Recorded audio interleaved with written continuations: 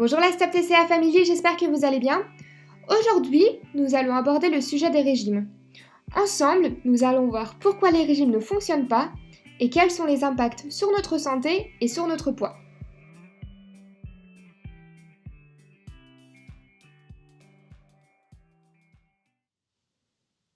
Si vous vous rétablissez d'un trouble du comportement alimentaire, il est effectivement préférable que vous sachiez que les régimes ne fonctionnent pas et que pour vous rétablir complètement, il est préférable de laisser de côté et d'abandonner un peu ces régimes, ces restrictions, ces privations.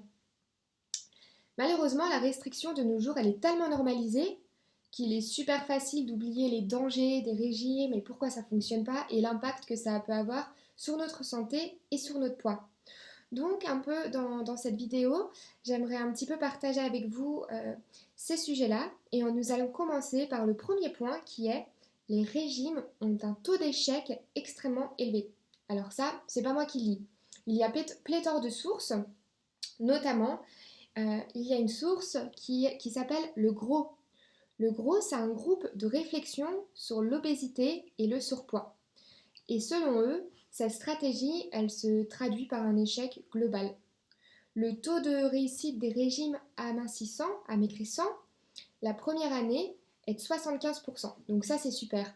Mais ensuite, si on regarde à 3 et 5 ans, il y a un taux d'échec de 80 à 90%. Donc ça, c'est énorme. Et les régimes doivent être compris comme l'échec du contrôle cognitif du comportement alimentaire sur le moyen et le long terme.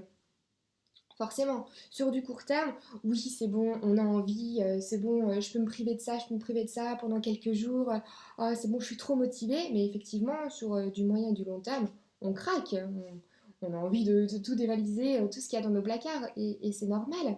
Donc, le régime, sur du court terme, ça marche. Mais sur du moyen et sur du long terme, c'est une catastrophe.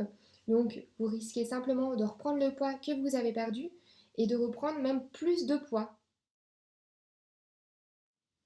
Deuxième point que j'aimerais aborder avec vous, c'est que les régimes nous font souvent plus prendre de poids. Donc là, vous allez me dire, ok, mais pourquoi alors c'est quoi les causes? Pourquoi est-ce que je ne peux pas garder mon nouveau poids? Pourquoi est-ce que je ne peux pas garder ce nouveau corps que j'ai et qui me plaît tant? En fait, la réponse, elle est dans la question. Un régime, c'est par définition, à mon sens, quelque chose de transitoire et de super restrictif. Or, notre corps, il possède une mémoire et n'aime pas la privation. Donc il vit cette période de régime comme une agression et à la fin de celui-ci, lorsqu'on reprend une alimentation normale, habituelle, il adapte du coup son métabolisme en le ralentissant. Et donc la conséquence, c'est qu'on va stocker beaucoup plus facilement et là du coup, c'est la reprise de poids assurée. Donc plus le régime est restrictif, déséquilibré, plus la réaction de notre corps elle va être importante. Et plus les régimes sont fréquents, plus la résistance à la perte de poids elle sera présente.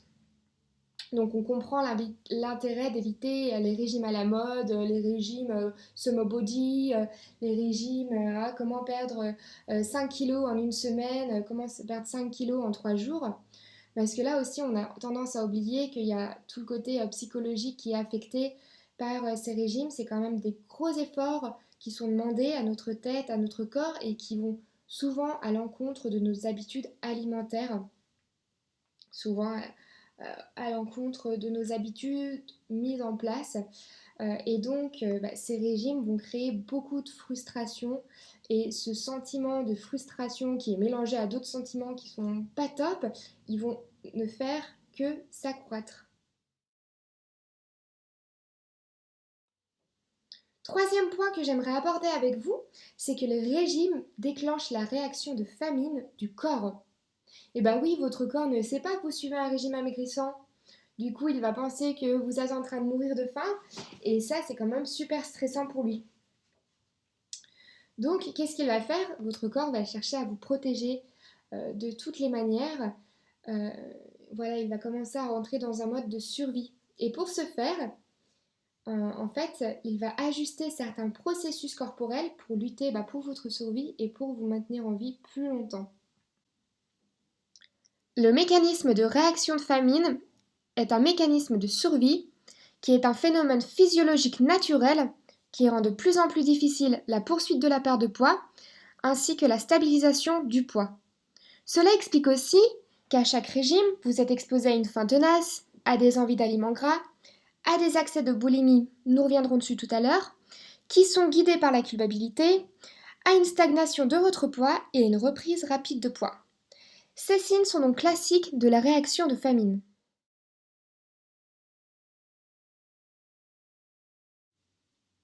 Le taux d'échec des régimes est donc si élevé, non pas parce que vous manquez de volonté, mais parce que votre corps, votre organisme a mis en place des moyens de protection.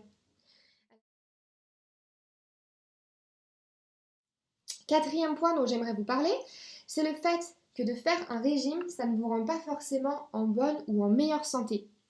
Les faibles taux de succès de régime que nous entendons, c'est par rapport, la plupart du temps, c'est par rapport à la perte de poids de la personne. Mais ces histoires de perte de poids réussie, elles n'incluent en rien l'aspect santé mentale ou santé physique. Alors que quand on maintient un poids inférieur, ça va forcément affecter la santé mentale, la santé physique, ça va affecter la vie quotidienne de la personne, sa vie sociale, sa vie familiale. Et du coup, tout ça pour vous dire que les personnes qui sont sous-alimentées, elles connaissent aussi des niveaux d'énergie qui sont inférieurs, elles vont parfois faire des étourdissements, elles vont avoir un métabolisme plus lent, une faim et des fringales plus importantes. Pour certaines, il y aura aussi une diminution de la libido, des pertes de signaux de faim que l'on peut avoir en temps normal, peut-être des problèmes de digestion, une fatigue aussi qui est un peu plus présente, par exemple des cheveux, une perte de cheveux, des ongles cassants, des carences en vitamines et minéraux. Et pour ce qui est des symptômes mentaux, là on peut y retrouver une obsession alimentaire, des troubles du comportement alimentaire dont je vais juste vous parler après, de l'anxiété, de la nervosité, de la dépression, une négativité accrue par exemple, une mauvaise concentration, etc. etc. Et aussi, pour pas que j'oublie, on peut aussi retrouver une problématique d'image corporelle.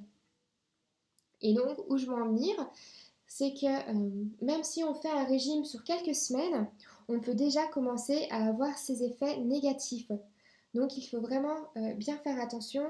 Moi, ce que je vous conseille, si vous voulez perdre quelques kilos ou si vous ne vous sentez pas forcément bien dans votre corps, je vous conseille de vous faire accompagner par un médecin nutritionniste ou par un diététicien qui pourra vraiment vous guider pour ne pas que vous fassiez un petit peu n'importe quoi comme vous le sentez.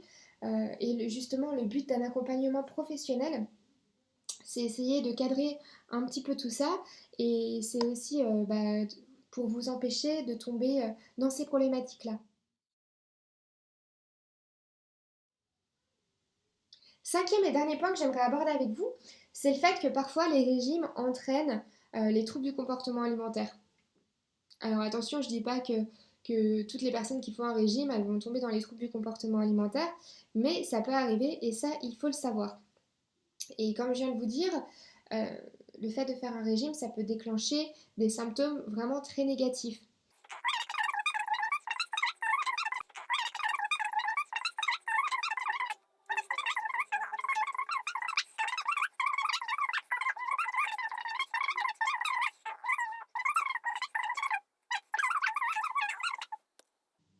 Donc c'est pour ça tout à l'heure que je vous ai conseillé de consulter un médecin nutritionniste ou un diététicien si vous souhaitez perdre du poids.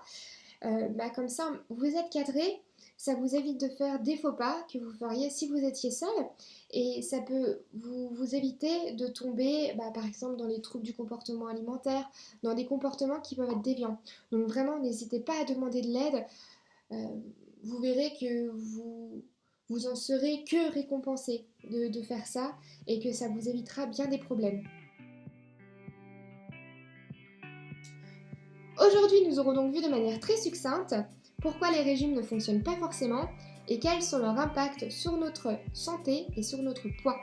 Si la vidéo vous a plu, n'hésitez pas à la partager et à la liker et même vous pouvez laisser un petit commentaire, ça fait toujours plaisir.